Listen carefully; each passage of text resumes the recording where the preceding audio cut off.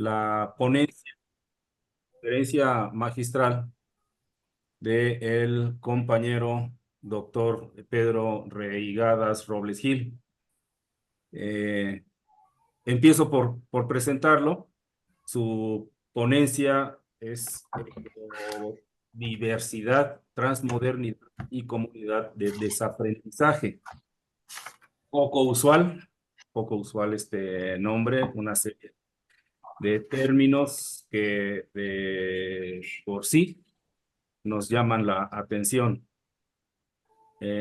Los que conocemos al doctor Pedro Reigadas, sabemos que es un compañero, es un hombre sumamente talentoso, con muchos estudios, con una trayectoria, un currículum bastante amplio, bastante nutrido de vivencias, de experiencias.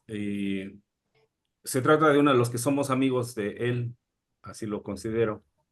Eh, Somos testigos de su sencillez, de su amistad, de su posibilidad de diálogo y buena disposición siempre para escuchar, para interactuar en términos muy humanos. Bueno, el doctor Pedro Reigadas es actualmente miembro del Centro de Investigaciones y Estudios Transmodernos. Es también catedrático, es académico de la Universidad Intercultural Indígena de Michoacán. Es doctor en Antropología y Nueva Antropología de la Salud.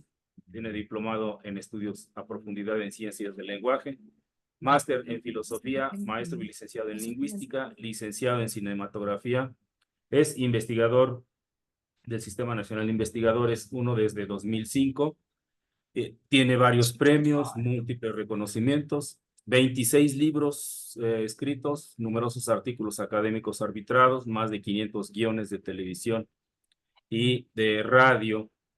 Cuenta con, bueno, ha contribuido, esa es otra de sus facetas, muy interesante. Cuenta con miles de personas sanadas en procesos presenciales y a distancia. Ha sido formado por chamanes, consideramos algunos que es un chamán. Empezó la instrucción terapéutica de otras personas en 2007, realizó su primer diplomado bianual en terapia aniérica del campo punto cero en 2010. A nosotros nos tocó ser parte de esos momentos. Eh, y bueno, es iniciador del doctorado en sanación. Ha contribuido a formar 7 generaciones de personas doctoras en nueva antropología de la salud, sanación y saberes ancestrales. En fin, podría ampliar esta presentación. Me parece que la presentación que él nos haga de su ponencia será una muestra bastante ilustrativa de todo lo que piensa, de lo que hace, de lo que ha hecho y sus importantes propuestas respecto a la educación universitaria, que no educación superior, desde nuestro punto de vista, porque no hay educación inferior, educación universitaria, que es en donde ha incursionado y sin duda tiene una importante trascendental experiencia.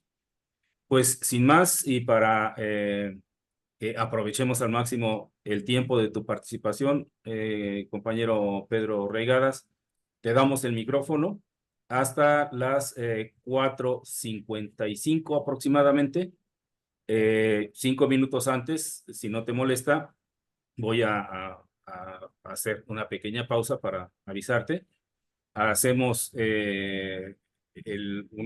quizá alguna intervención y luego nos pasamos a la sala número 7, que es en donde se va a hacer un conversatorio, en donde A vamos, las 7, no a las 6. perdón, a la sala número 6, A ¿sí? las 6, sí, ok.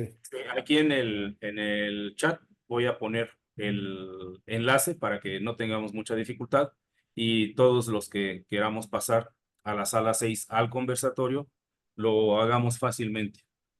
Entonces, te damos la palabra, Pedro, con la bienvenida y el agradecimiento por haber aceptado nuestra invitación para participar en este quinto Congreso Internacional de Transformación Educativa. Adelante. Gracias, pues muy amable por la presentación, Oscar. Para mí es un gusto estar contigo, ¿no? Y te agradezco la invitación y a la preparatoria y al Quinto Congreso Internacional de Transformación Educativa.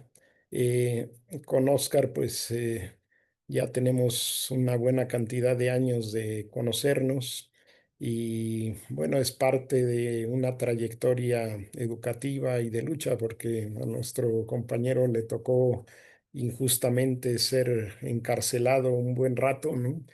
Y gracias a el despliegue de la conciencia social y la movilización cercana a él, pues hoy lo tenemos aquí ya desde hace algunos años, ¿no?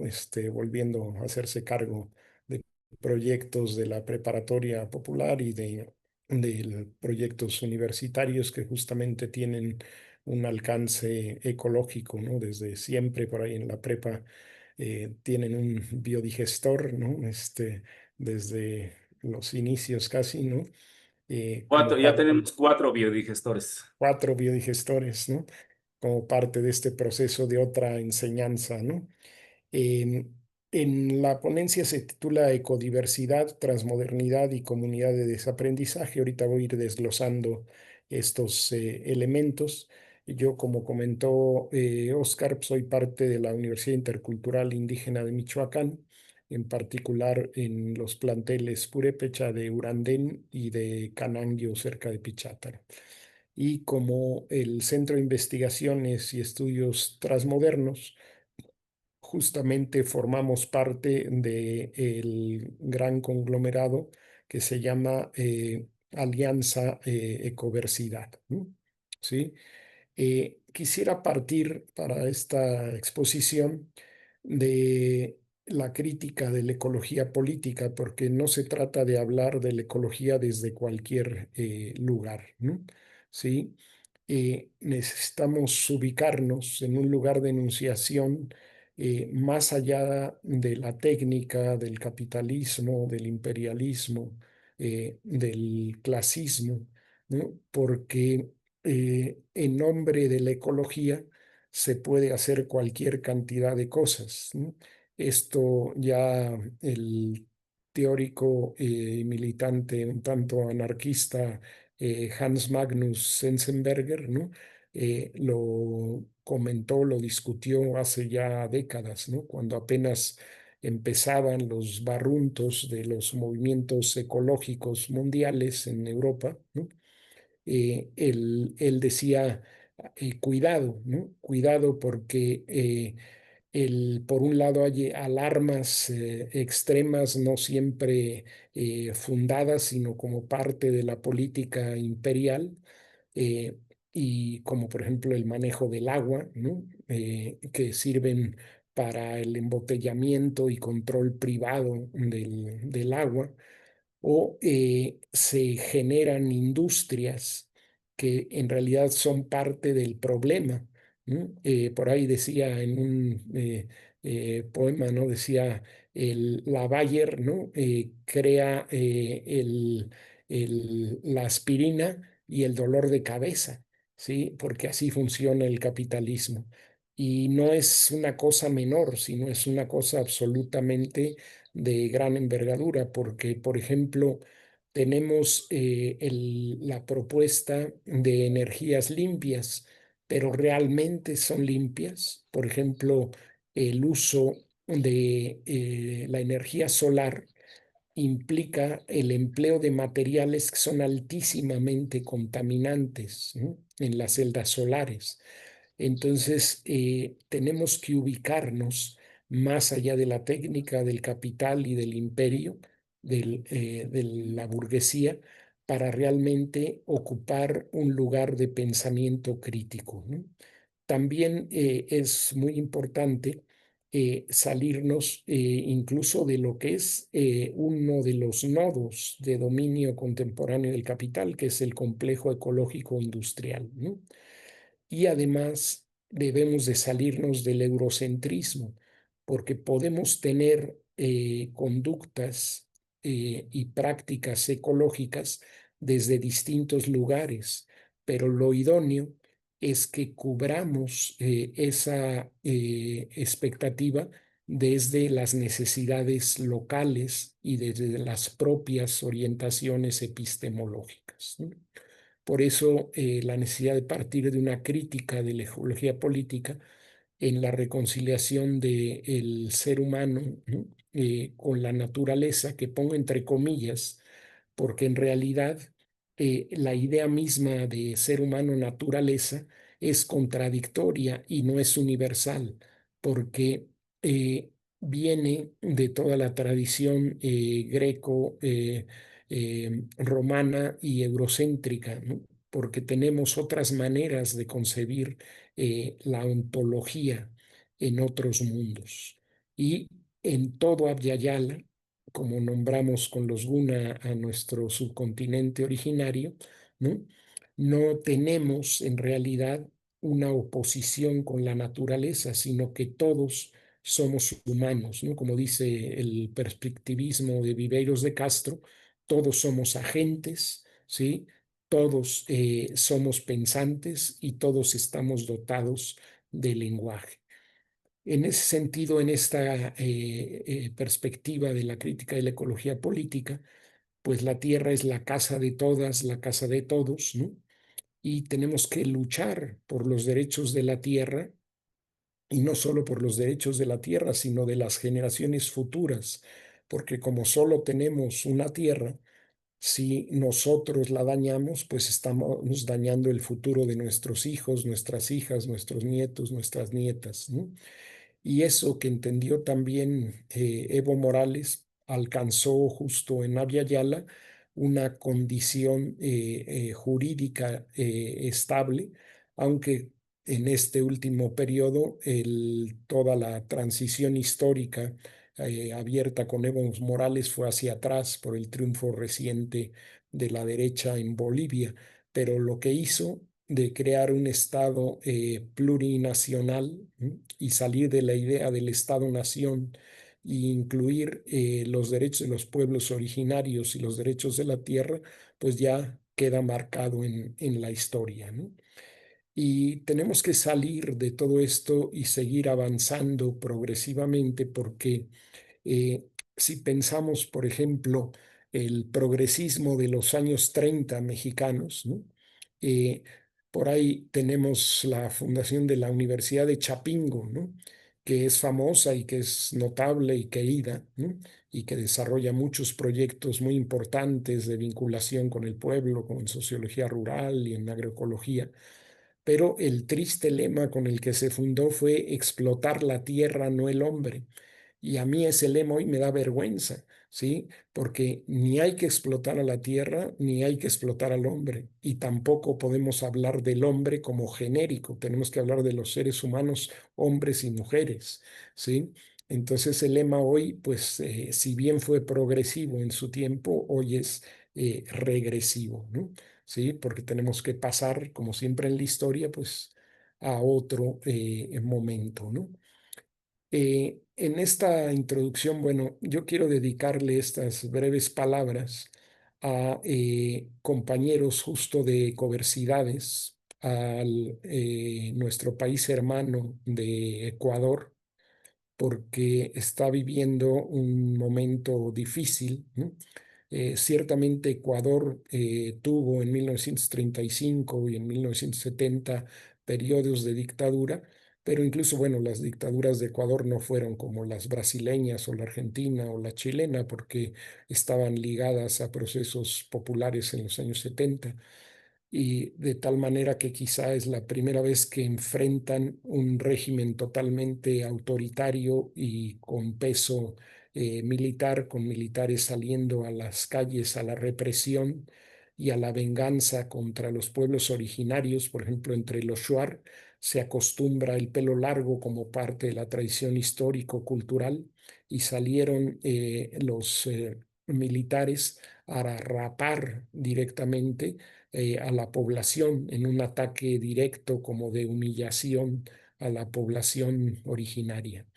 Y en uno de estos pueblos de Ecuador, que por cierto ecológicamente tiene la zona de mayor riqueza de biodiversidad por metro cuadrado en el mundo, ¿no?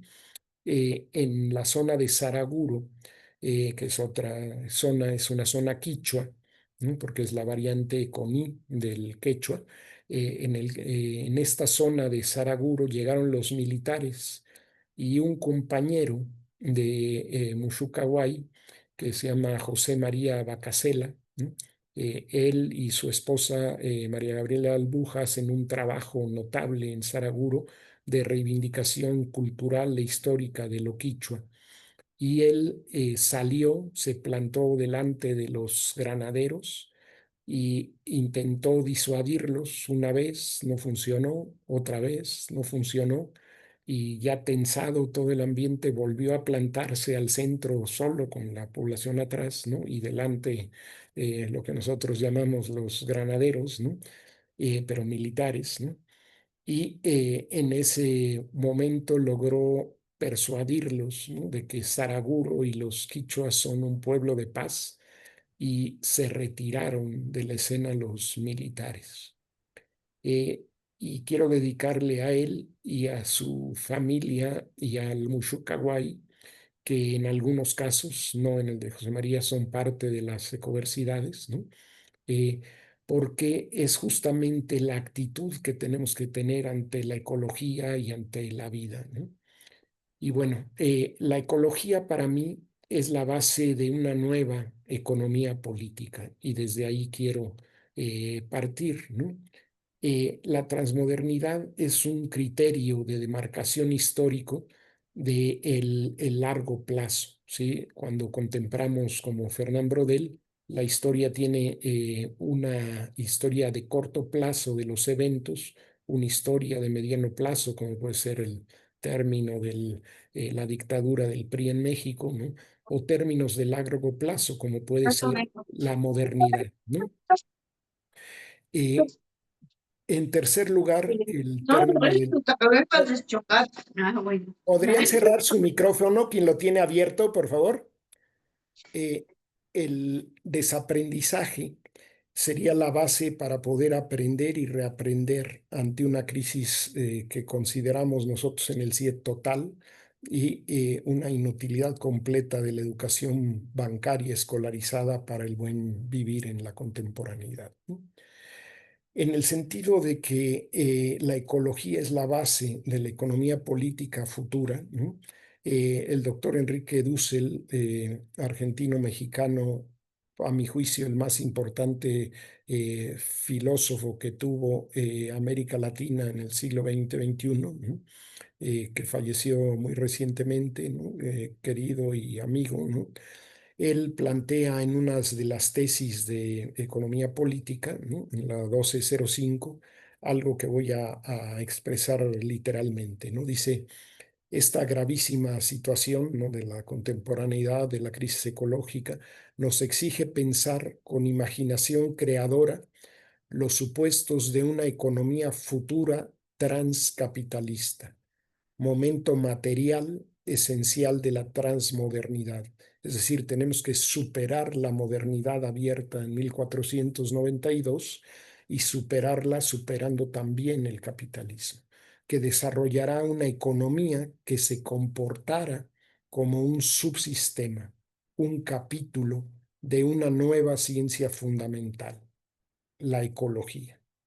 La economía dejaría de ser la ciencia de la reproducción, desarrollo cuantitativo y acumulativo del capital, para transformarse en un subsistema de la ciencia ecológica como afirmación y crecimiento cualitativo de la vida, cuya máxima dignidad se manifiesta en la misma vida humana y, por ello, de la vida en general en el metabolismo del planeta Tierra. Por ello, la sobrevivencia de la vida en general en la Tierra es para el ser humano la condición absoluta y necesaria de su propia sobrevivencia. Es decir, la economía política fundada en la ecología es la perspectiva más radical del presente y del futuro, y la única que tiene posibilidades de futuro. Ahora, refiriéndonos a la modernidad y la universidad, no puedo dejar de referirme a otro de los grandes teóricos de la filosofía de la liberación, que es el puertorriqueño radicado en San Francisco, bueno, antes en Boston, ahora en San Francisco, Ramón Grossfogel, ¿no? Cuando habla de los 4 epistemicidios de la modernidad como fundamento de la epistemología de la universidad, ¿no? Sí, él nos dice, el racismo, sexismo epistémico es fundacional a las estructuras de conocimiento de la universidad occidentalizada. Esos 4 genocidios, epistemicidios en el largo siglo XVI. El largo siglo XVI es el que empieza en 1492 con la expulsión de los musulmanes y judíos de la península ibérica y con la ocupación de Guanajaní por Colón, ¿no? Y termina hasta avanzado, ¿no? Ya el siglo XVII, cuando se consuma la primera fase de la colonialidad.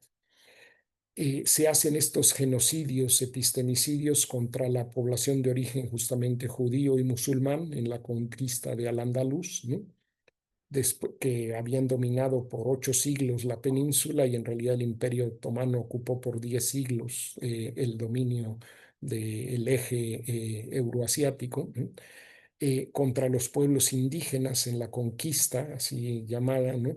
Del continente americano, que fue todo menos una conquista, ¿no?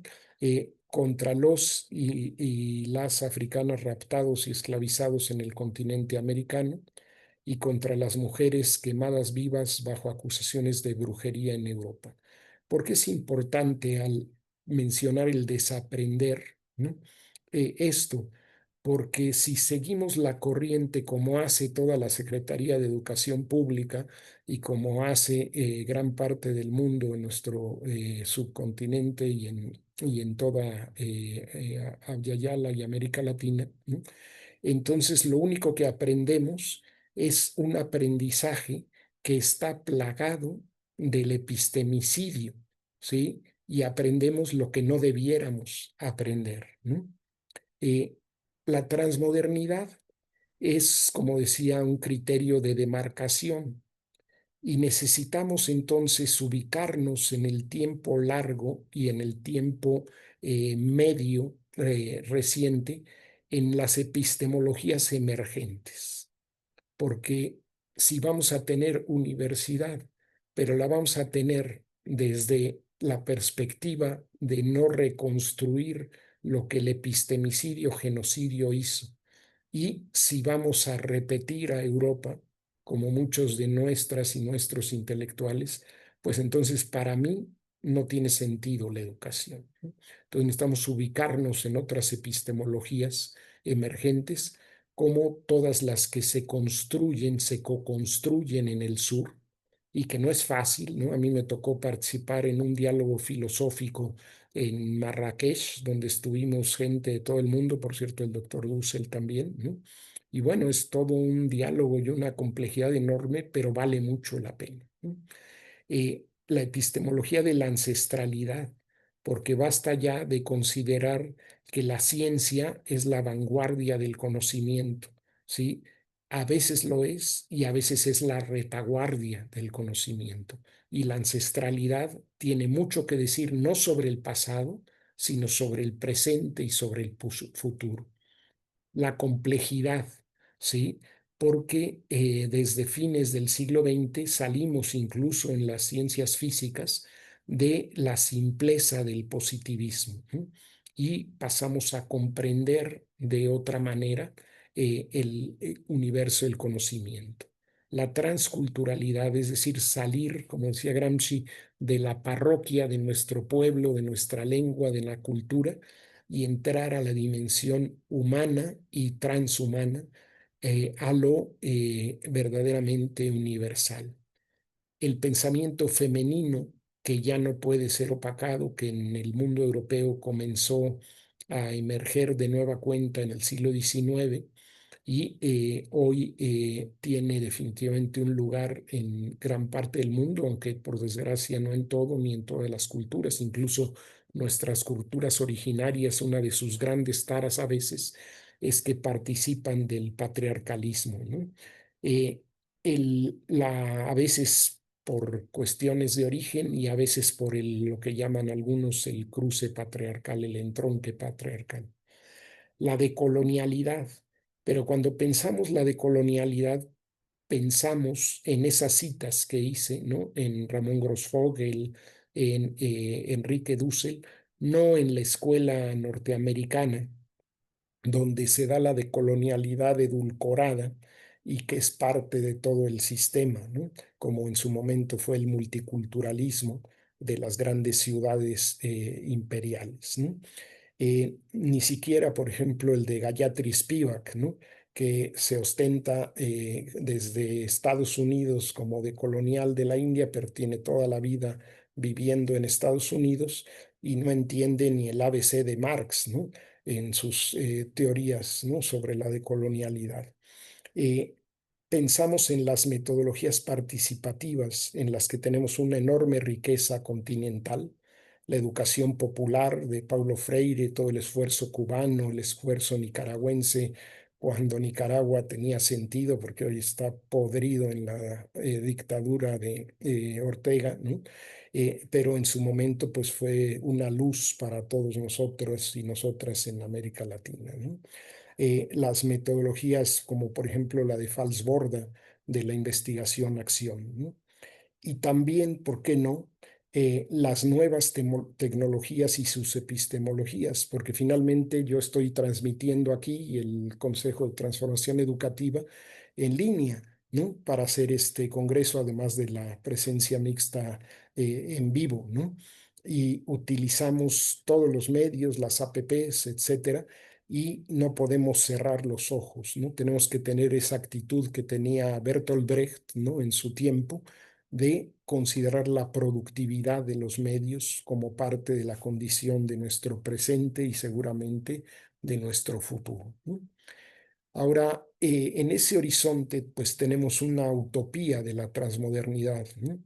Que las utopías, como decía Galeano, siempre nos sirven para andar, para fijar el horizonte y seguir caminando, ¿no? Entonces la transmodernidad va acompañada en una perspectiva crítica ecológica del transcapitalismo, es decir, no podemos considerar que podemos a largo plazo utópico simplemente seguir en el capitalismo. El capitalismo no es eterno, como no lo es ningún modo de producción social, ¿no? Pasaron siglos de esclavismo, pasaron siglos de eh, la nobleza. En nuestros continentes pasaron siglos y siglos de los modos de producción antiguos, ¿no? Y de la formación de los grandes señoríos que dieron lugar a formas estatales, ¿no? Y llegó la colonialidad y la colonialidad va a acabar, como de hecho en algunos planos políticos acabó en 1810 en México y se consumó en 1821 y paralelamente en muchos otros lugares de América Latina con sus destiempos, o acabó el colonialismo en su parte más cruda en los años 60 con Amílcar Cabral y todos los grandes descolonizadores de África, ¿no? eh, Tiene que ser un proceso de despatriarcalización, ¿sí? Y esto no es cosa menor, porque la despatriarcalización no será tan sencilla como la de colonialidad o el transcapitalismo, porque el patriarcado viene más allá del capital, más allá de la Edad Media europea, más allá del esclavismo europeo, ¿no? Es algo arraigado en los milenios, en el tiempo ya no solo largo de Brodel, sino en el tiempo larguísimo, ¿no? ¿Sí? Tendría que ser un proceso que ponga freno al eurocentrismo, o sea, no más universidad, donde no hay ninguna universalidad, ¿sí? Sino que es el conocimiento y la práctica europea inyectada, imbuida, transfundida a todo el mundo, ¿sí? Tenemos que partir de nuestros propios núcleos ético-míticos, como decía Paul Ricoeur en su gran artículo de los años 60, ¿no? Cuál es nuestro etos, nuestro comportamiento, nuestra conducta, nuestra manera de vivir en el mundo y cuál es nuestra teoría, nuestra cosmopercepción, nuestra cosmovivencia de la cual partimos, ¿no? Claro, en el proceso colonial, pues inevitablemente tenemos que considerar la fusión de la invasión europea y con ello también el aporte árabe y con ello también el aporte de la negritud del núcleo ético-mítico bantú africano, ¿no? Pero tenemos finalmente un núcleo de base que pobló y que verdaderamente conquistó el continente y hizo el conocimiento de todo nuestro territorio, de todos nuestros territorios. Y en ese proceso pensamos en la comunidad como el sujeto epistemológico propio del cual partir para combatir ese epistemicidio, esas ideas que tenemos que conservar, recuperar y desarrollar en un diálogo intercultural y en un diálogo transcultural, es decir, humano, genérico, no verdaderamente genérico, no como el europeo, que es un universalismo disfrazado, ¿no? Porque más bien es un etnocentrismo disfrazado de universalismo. Y el lugar de enunciación de esa utopía es el lugar de la víctima, ¿sí? Porque desde el punto de vista ético y filosófico es el único lugar que da verdad, ¿sí? El lugar de verdad es el lugar de aquellos que son la reserva del futuro, oprimidos por la totalidad capitalista y moderna, pero que son la posibilidad de un futuro para todas y todos, ¿no? Las ecoversidades, que sería el segundo tema, ¿no? Las ecoversidades nacieron en 2015 en Tamera, Portugal, ¿no? Con 8 amigos ahí que se juntaron para crear alternativas a la educación, para trabajar juntos, juntas, y recuperaron un bosque enorme, ¿no? Y se reunieron ahí en 2015 55 personas de 23 nacionalidades. Y se llamó Alianza Ecoversidades, es decir, un pluriverso, un multiverso, la diversalidad, como dice Ramón Grossfogel, ¿no? Porque pensaron que hay muchas maneras de conocer según cada contexto, muchas maneras de educación, y todas y todos somos expertos en algo, ¿no? Y que cada quien debe aprender lo que quiere, no el currículo fijo, terrible de todas las escuelas, ¿no? Sino la diversidad en la unidad, ¿no? Y con la idea eco, porque la tierra es nuestra casa común, ¿no? Y nosotros entendemos que la ética es fundamento de la política y si la ecología es fundamento de la economía política, entonces nos tenemos que regir por la ecología, por el principio vida. Y en nuestro continente de Abya Yala, el centro de la filosofía es la vida misma, el vitalocentrismo, ¿sí? Y buscamos en las ecoversidades procesos de vida regenerativos porque ya no es suficiente con reparar, ¿sí? Que fortalezcan y sanen, ¿no? Lejos de ciertas izquierdas muy dogmáticas, ¿no? Que tienen una idea vertical y totalmente despegada de la emocionalidad, de la intuición, de la sanación, de la ancestralidad. En ese andar de las ecoversidades, bueno, la Universidad del Medio Ambiente fue una de las que aportó, la cito porque es de América Latina, de México, ¿no? Y otra muy importante fue el esfuerzo de la India, ¿no? Pero se encontraron también después de 2015 con Unitierra en nuestra Oaxaca, ¿no? Que es una idea muy sencilla que lideró en sus primeros 10 años Sergio para nosotros Yello Beltrán, ¿no? Y que busca aprender con quien ya sabe, ¿sí? Y no solamente las personas con formación universitaria, tener asesores de apoyo de cada quien adaptados a la necesidad y condición de las personas, y la idea de unitierra versus la universidad, ¿no? Como esa cualidad del cambio único que implica la etimología de universidad. Y bueno, a Yello le gusta pensar en una etimología inventada que es como opuesto a univeritas, ¿no? O sea que la universidad europea supone una sola verdad, ¿no?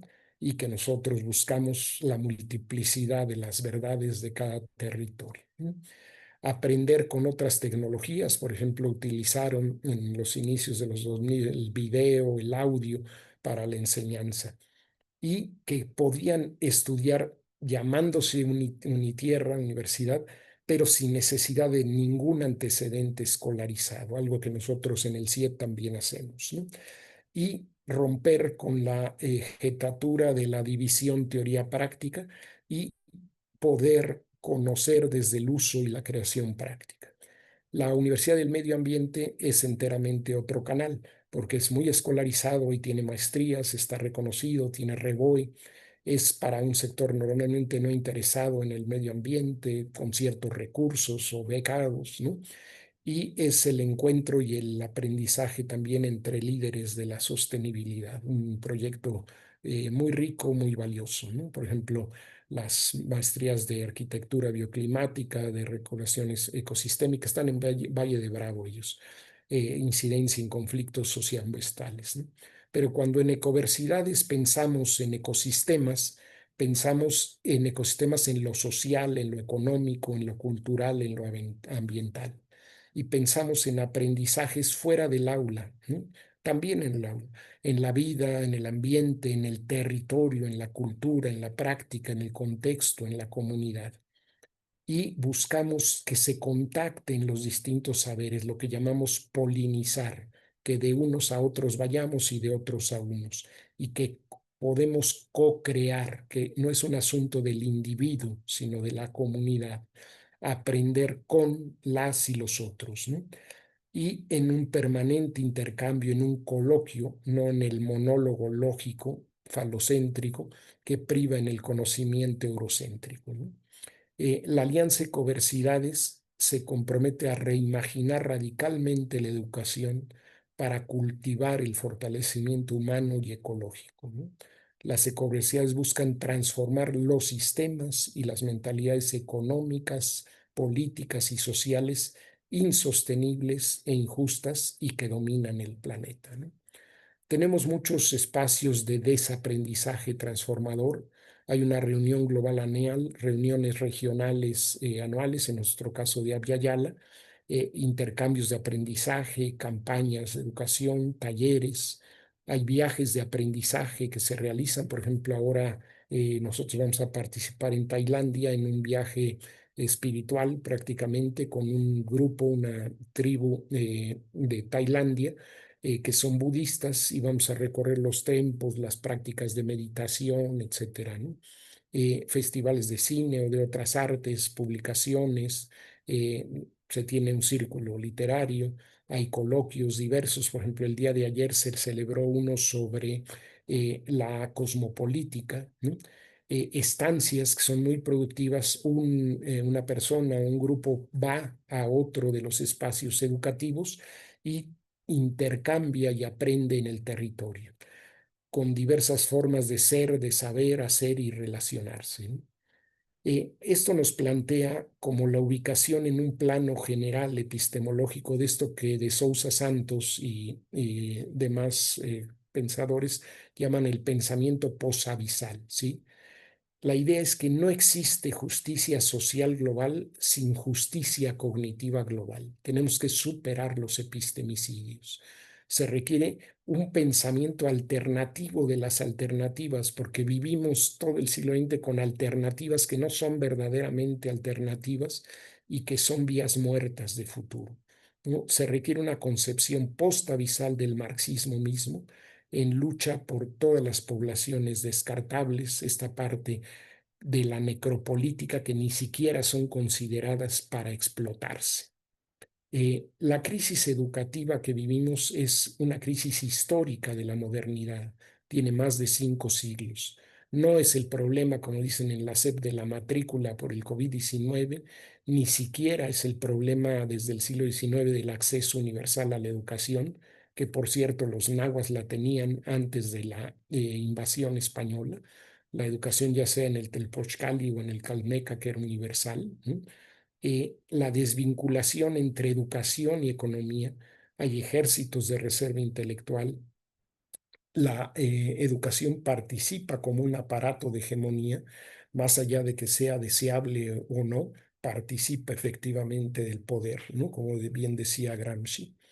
Hay una crisis de la educación bancaria que denunciaba Freire, centrada en el individuo, en el egoísmo, en la competencia, en la idea de la inversión, ¿no?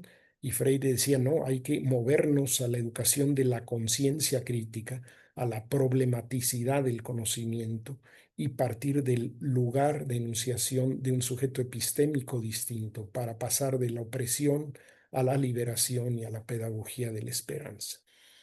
Las prácticas escolares tenemos que cuestionarlas, que no estén separados de la vida, de la necesidad e incluso del interés, de eso que llamamos aprendizaje significativo y dejar de llenar las cabezas de lo que no quieren aprender.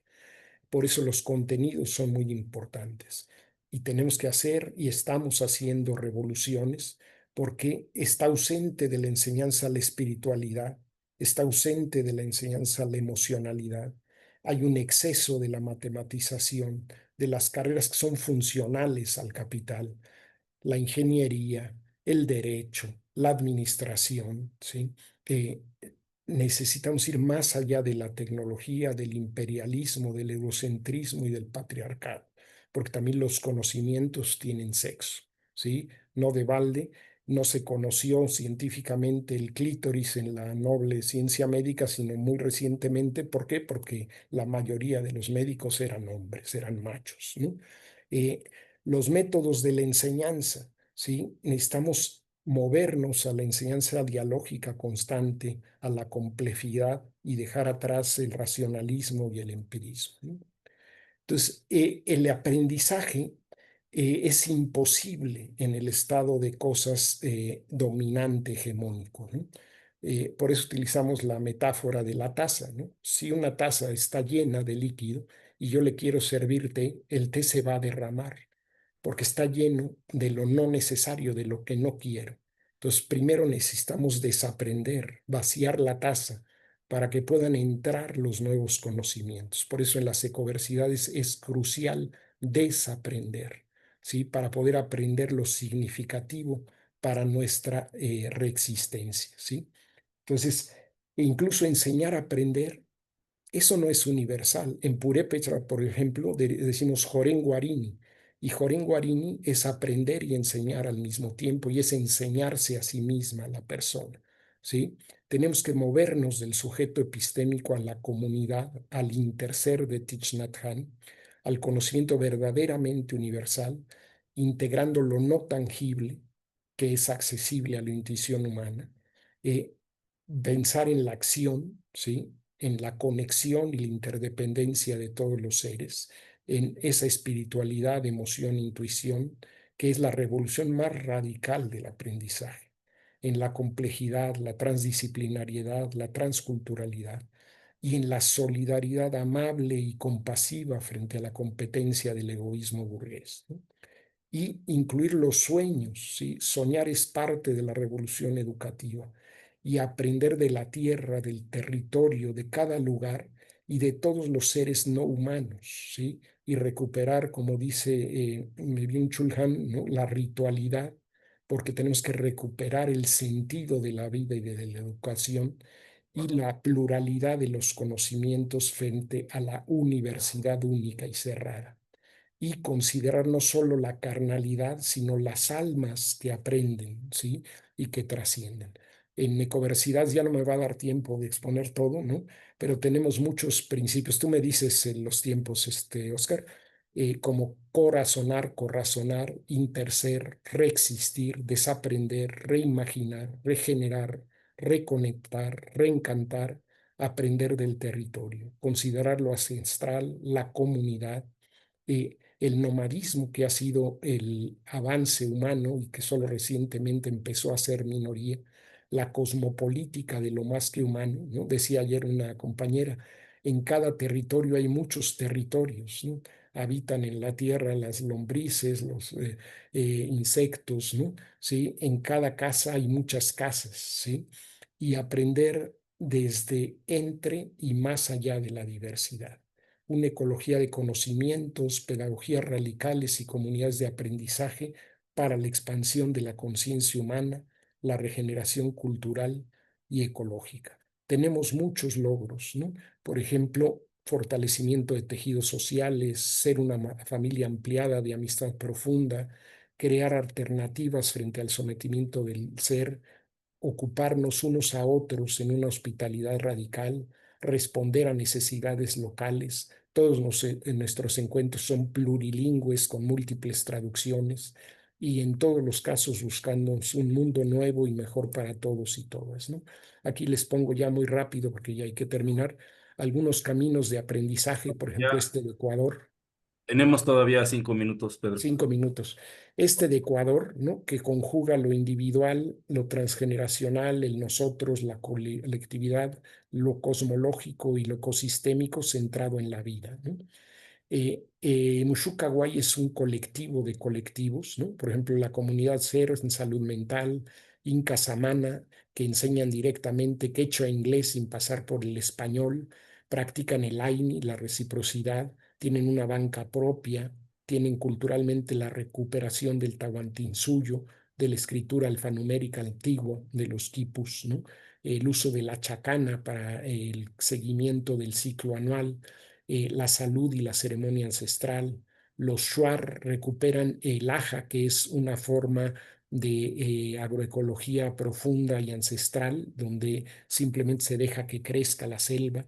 La vivienda tradicional, que es toda una cosmología que recuperaron y volvieron a construir. El combate a la minería, por ejemplo, en Maicuans estuvimos y quienes cedieron su territorio tienen que pasar por helicóptero porque en Maicuans no los dejan pasar, ¿no? Despliegan las danzas de Shuar, la medicina de los Huishin, que son como los chamanes, digamos, Shuar, la recuperación de la lengua. Ushucaway tiene movimiento en Sierra Norte, en Costa Amazonia y Sierra Sur de Ecuador, ¿no? En Brasil hay una multitud de esfuerzos, por ejemplo, en Bahía, la pedagogía del día a día, la bioconstrucción de la ciudad de La Paz, la sanación, la canalización, la herbolaria, la recuperación de la lengua tupinambá de los tupí-guaraníes, ¿no? Las favelas de Brasil en Sao Paulo, que fueron los lugares considerados más violentos del mundo, ahora despliegan la ecología y el arte popular, ¿no? La favela Nua, la favela de La Paz, ¿no? En sostenibilidad urbana, ¿no? El reuso de descartes de cerámica que utilizan las abuelas para crear obras que parecen cuadros de Miró, la universidad de la samba, ¿no? Bailando los jóvenes con su raíz cultural, los huertos verticales guiados por goteo, por celular, porque la gente sale en la mañana y regresa en la noche. Los paneles solares más grandes de Brasil son de una favela, ¿sí? Crearon en la NUA una agrofloresta de un basurero, crearon la cultura de la gambiarra, del intercambio y del diablito que tenemos acá para jugar la luz, pero como una cultura creativa. Una escuela de un lugar desolado debajo de un puente, la Cachimba, que es un banco popular, la escuela no de negocios, sino de desnegocios para el desarrollo popular.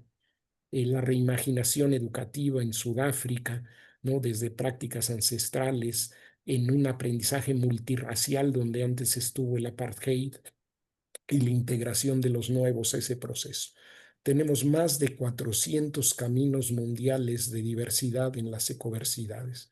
Nosotros somos una parte, el CIET, con nuestro reconocimiento de los saberes de cada quien, el coloquio de saberes y una nueva antropología que considera nuestra carnalidad, la información ordinaria del lenguaje, el pensamiento y la emoción, y no ordinaria álmica, y la dimensión de la energía, el Siet Cherán, que estamos co-creando y que va a tener una maestría desde enero en autonomía y en una interculturalidad horizontal.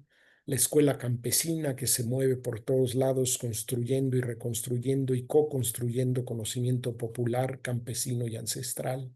El desaprendizaje radical de la India, de Manish, ¿no? Esta dimensión espiritual de Tailandia, los sembradíos ecológicos en la arena de Egipto, ¿sí? La Universidad de la Aventura, que recorre el mundo en la aventura, ¿no?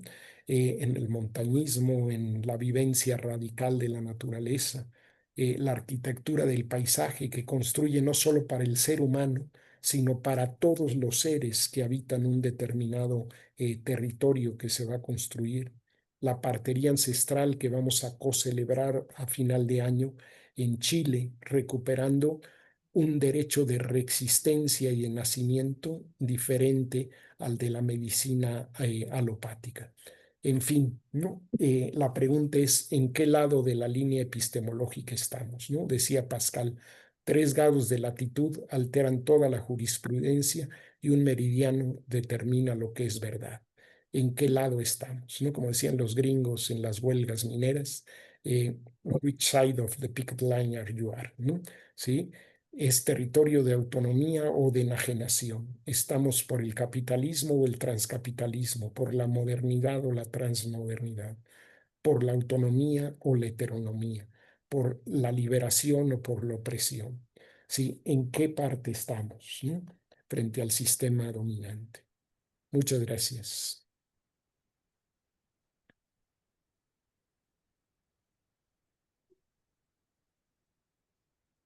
Espero.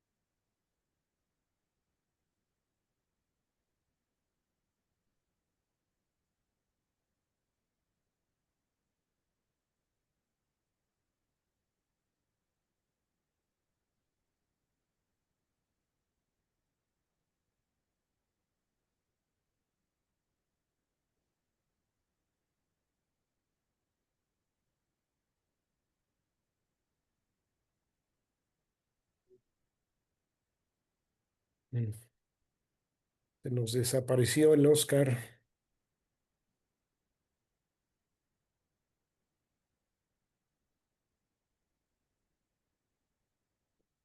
Que habían dicho que nos movemos a la sala 6, pero no nos dio la instrucción ahorita al final. Pero